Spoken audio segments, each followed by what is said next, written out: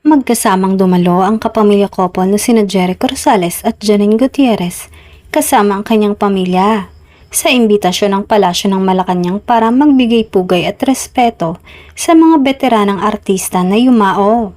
Kabilang ang dalawang lola ni Janine na sina Miss Pilita Corrales at Miss Nora Honor. Komento nga ng netizens, bagay na bagay kay Janine ang suot niyang Filipiniana gown para sa event. Lalo't kasama niya si Jericho na kilalang gaganap na dating Pangulong Manuel Quezon sa isang Bayaniverse na pinamagatang Quezon.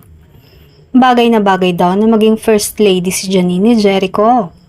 Sexy with class nga ang tawag nila sa Asia's Rising Star na ikinaproud ng boyfriend niya.